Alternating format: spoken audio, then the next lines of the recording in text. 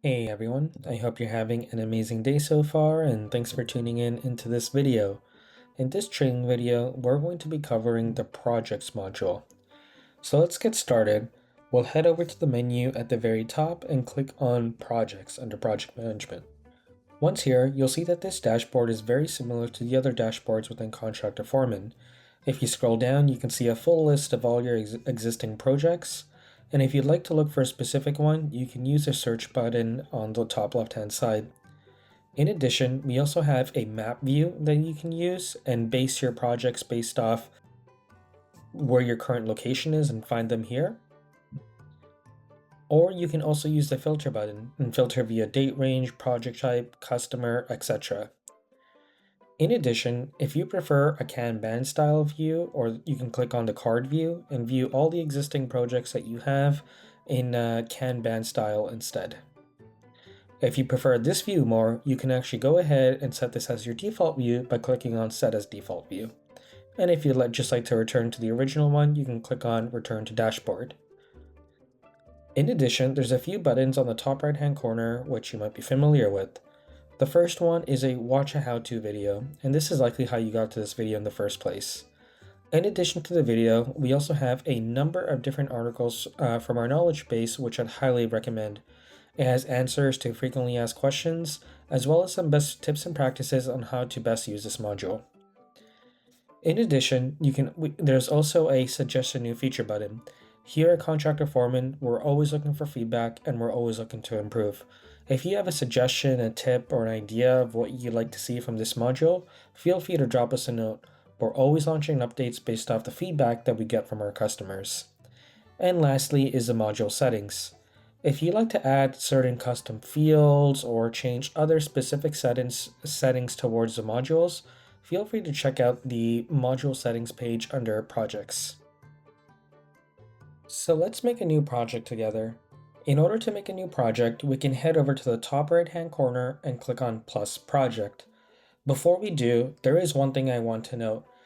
What we recommend at Contractor Foreman is when you're creating a new project, the best way to create a new project is when you're completing an estimate and have it approved, you'll be given the option to convert it into a project. We highly recommend converting an existing estimate into a project, and that's how you create your new project, because there's a number of different information such as how you built the estimate, information about the project, etc., that gets translated directly into your project module, including schedule of values and your project schedule as well. If you have more questions about the estimate module, check out our estimate training video. In this video, I'm going to go ahead and create a new project from the project module and then show you some of my existing projects and how to navigate it. So let's go ahead and create a new project. Like I mentioned, we highly recommend a Contractor Foreman to use an existing estimate and convert that into a project. But for this example, I'll go ahead and show you how to create a new project without an estimate. We'll head over to Plus Project on the top right hand corner, and there's a few different items to fill out. Please note, any items that has an asterisk beside it means it has to be filled out for us to continue. I'm just going to go ahead and choose a customer first that's associated with this project, and I'll choose John Fence. I don't want to copy his address, but I'll put in my own here, and the map will auto-populate. From there, we can assign a project number if needed. I'll just make one up for this point. And for the project name, we can, for example, put Garage Edition. Project status is pending. It has not started yet. And for the project type, I'll go ahead and choose residential project. But if you'd like to create your own, you can go ahead and type in a new project type as well. Lastly, we can use an existing project template if needed, which I'll get into that later. So once you're ready, we'll go ahead and click on Create Project. And we now have a new project that's ready to go. Before we start diving into the project summary here, let's head over to the left-hand side and click on the Details tab. Here we can review information about the project details, and some of this is coming from the screen we just completed for the project. This includes the project details of the project type and address and is changeable here, as well as the customer details, the name of the customer, the company, and the contact info and address. In addition, we can also open up project configuration and take a look at some of the details here. We can select if this project should be one that shows up in the time card or not.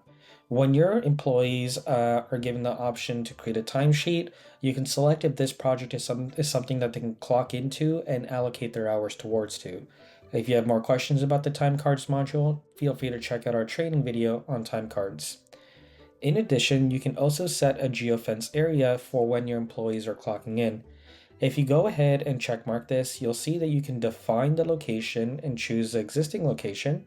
So for example, if I go on define location, I can go ahead and choose or search up the location that I'm looking for. And you can also set the radius or the distance of how far away they have to be from the pinpoint that you put in order for them to clock in. In addition, we can also change the project color. This is especially handy for a number of other modules, including project schedule, crew schedule, etc. How those tabs appear or what color those tabs appear is defined here in the project configuration project color. And lastly is save as template, which is something we just touched on earlier. If you like to save this project as a template and have it available for you to select later on, you can do so by saving as a template here. And lastly, we have an optional location code. If for payroll purposes, it requires you to enter in a specific location that the work was being performed in for tax purposes, you can add that information here under location code. Now moving down, we have a couple of different details that we can allocate or change for this specific project, and that is automatically apply what markup should be applied to any items associated with this project, including material, labor, equipment, subcontractor, other items, or undefined. For example, if I go ahead and change material to 10%, any material item that is allocated towards this project will automatically have a markup of 10%. And lastly, we can also define what type of labor rate we want to apply towards a project: wage, billing rate, and burning rate. Wage is the hourly salary of the employee. Billing rate is the defined billing rate that you set that you are charging out this person's time per hour towards the customer. Or burden rate, which is how much money you're paying for your employee plus indirect expenses as well, such as taxes, insurance, liability insurance, etc. If you have more questions about how to define or allocate these numbers, feel free to check out the directory training video. Further on at the top right, we can also put in some additional details about the project, including the start date and the end date if needed as well. We can put in a budget amount, and this would automatically be carried over from the estimate, but because we didn't do one here, we can just put that in, and define the tax rate as well, and the contract amount that we have agreed to with the client. We can make it the same or different from the budget amount. Actually, I'm going to change this to 130,000, and the warranty start date as well. We can also put in a project description, create new exterior project garage at south elevation of home. In addition, we can also click on View All beside additional details, and it opens up a few other items that we can take a look at. This includes completion date of when this project is to be completed, and also notice to proceed of when the notice was originally given to be able to start this project. We can also add a customer contract number, for example 001, and this is directly based off the contract number which you might have with your customer, as well as we can also manually input the work in progress percentage. For example, let's say we've started demolition and mobilization, so we're 10% into this project, and some work in progress notes if needed. Demolition and mobilization has started. We can also set the retention or retainage percentage. The retention percentage is the amount or the percentage of how much money is being held back when you're completing your invoicing. So we can, let's say, for example, let's say the retention for this project is 10%. And we can also assign an invoice to contact if it's different from the customer, which for this example isn't, so I'll leave that blank. It's helpful and important to note down the completion date, warranty start dates, and all these other points of information, because down the road you might need to pull this information out to view the overall project schedule and when the notice to proceed was given and when the actual completion date was, to be able to relate that to your customer. And it's always important to have that information handy, especially when it comes to legal issues, customer issues, etc. As we go ahead and take a look at the other parts of the projects module, I'm going to switch to one of my existing projects which I'm working on. This is because the projects module is a great point where a lot of the other modules amalgamate their information onto here. And what I mean by that is that a lot of for example, a lot of the financial records, the time cards, etc., all show up in the projects module. And rather than just show you empty records, I'm going to go ahead to an existing project to show you what it looks like as you fill out that information in the other modules. So I'm going to go ahead and go for my Do Drive Garage Edition project and go to my Glen Ridge Home Renovation project, which is a full renovation project for a 2-story home. Now I'm going to go ahead to the left-hand side and take a look at financial. This financial tab is a complete summary of your overall financial tracking for the project. Here you can view all the bills, change orders, estimates, and all the other financial records of your project. And if you scroll down, you can view each individual financial record here. In addition to creating a financial record directly from here, such as creating plus bill, creating plus change order, etc. In addition, we can take a quick snapshot of the cost comparison by type and the financial summary in either a graph form or a table form by clicking on the table.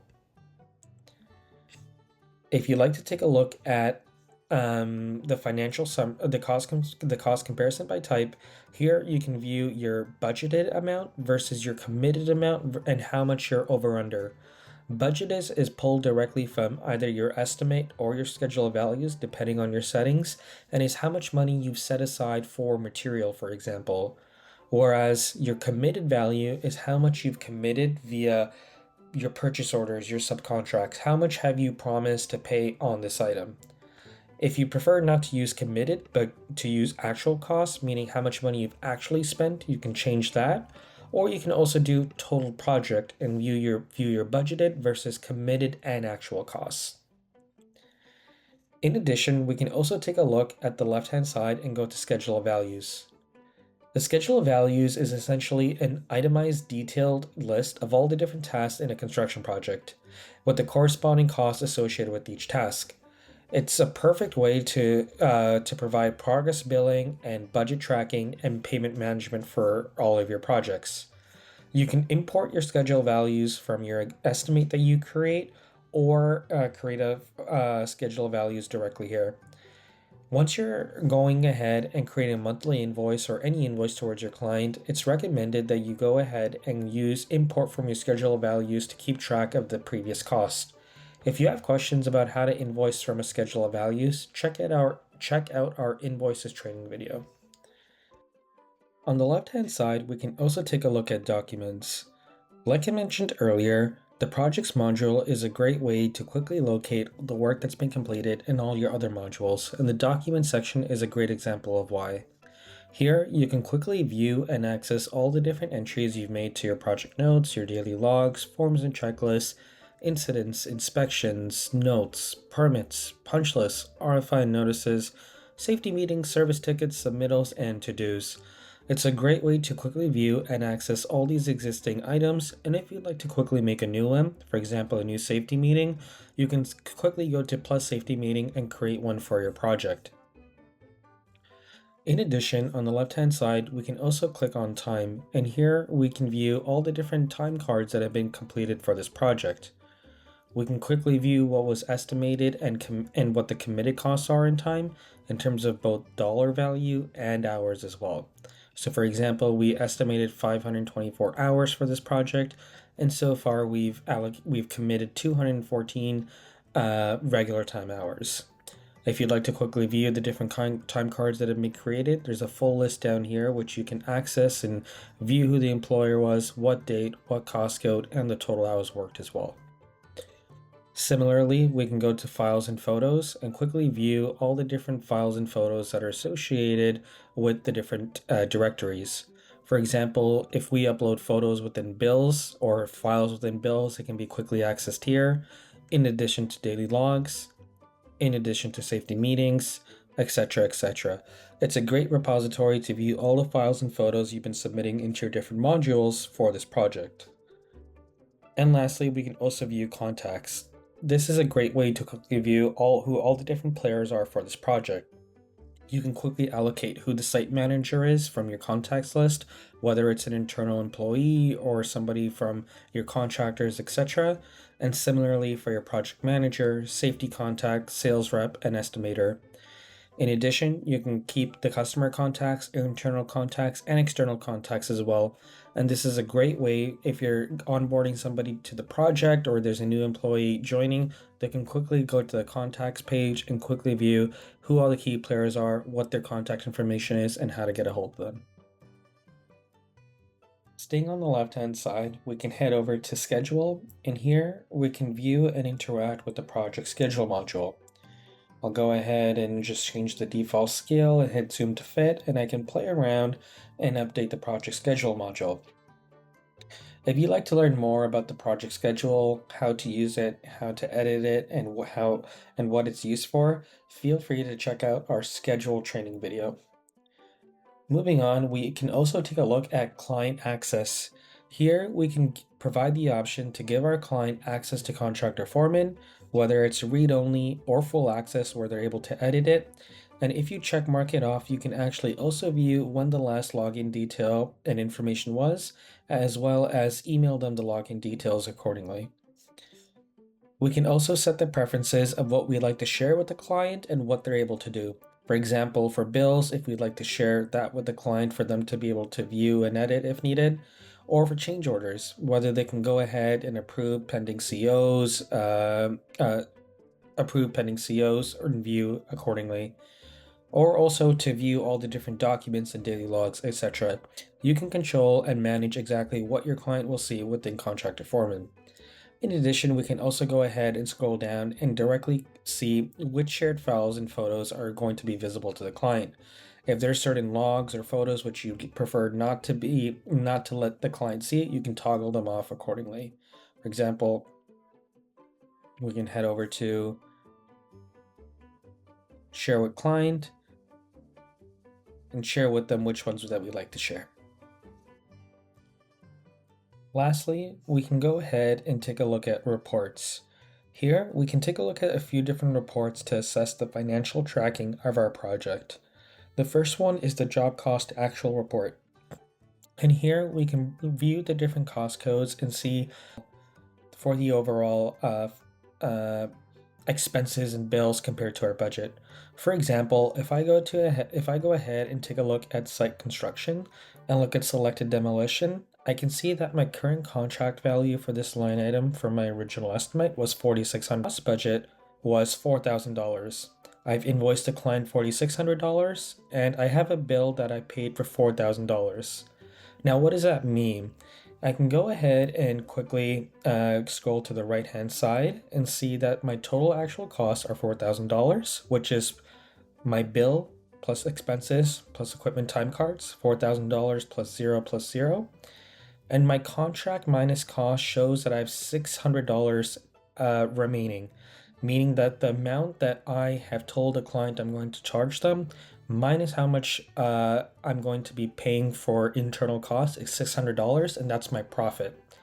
And I can also look at my cost budget versus minus cost. Cost budget is, like we saw over here, was $4,000 and is how much I need to pay in order to complete this work, and we have $0, so we were right on point for that. And lastly is invoice minus cost. How much have I invoiced the client, and if I subtract my total cost, how much is remaining? I invoiced the client $4,600 like we saw, my total costs are $4,000, and I have $600 left, which is my total profit. And we can take a look at that for all the different groups that we have, which are derived from the cost codes and in the total as all. And this is a great way to assess the overall project health and financial tracking and just double check to see where your costs are being allocated. If we go ahead and open up selected demolition, we can actually see exactly where those costs and details are coming from. For example, the $4,600 that we saw for the current contract value and the current cost budget are derived from the estimate, and the $4,000 bill that we saw is derived from this bill over here. And if you'd like to open up the bill and see what the charge is, you can actually do so by clicking on this item as well. So it's a great way to double check your costs, your bills, your equipment time cards, etc., and see where those costs are coming from. If you need help or have any further questions, feel free to reach out to us by the live chat or send us an email at support@contractorforeman.com. And if you'd like to have any more in-depth training, make sure to book a session on our training page. Thanks for watching and see you in another video.